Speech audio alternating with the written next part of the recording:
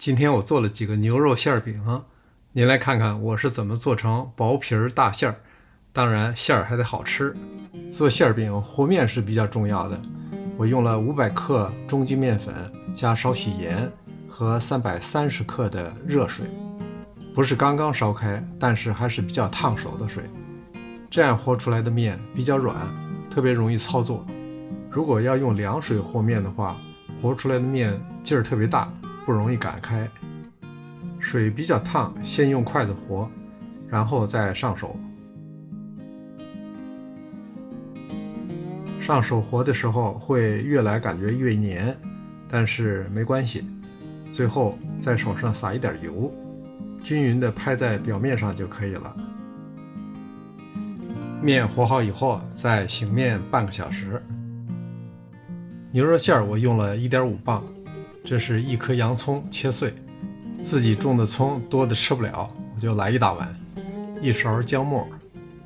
馅做的咸一点会好吃，我大约放了1汤匙盐，1汤匙酱油，1汤匙蚝油，少许花椒粉，你也可以用白胡椒粉来代替，1汤匙香油。馅儿拌成这样的状态显得比较干散，加1个鸡蛋。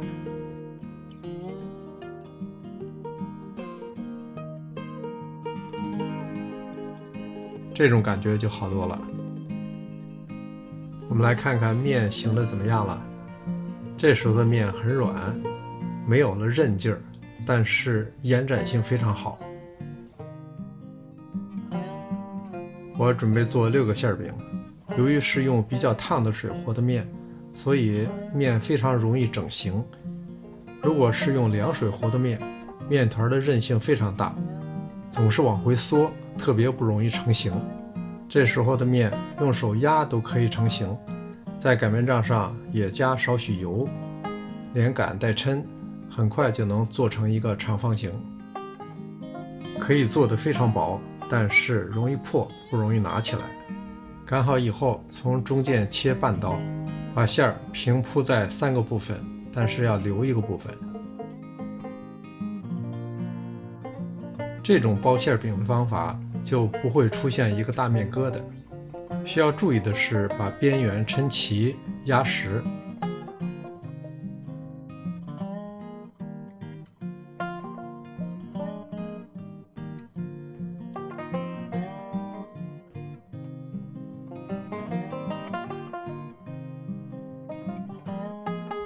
锅里放少许油，开中等火力，饼放在里边的时候可以整形，把它压扁一些。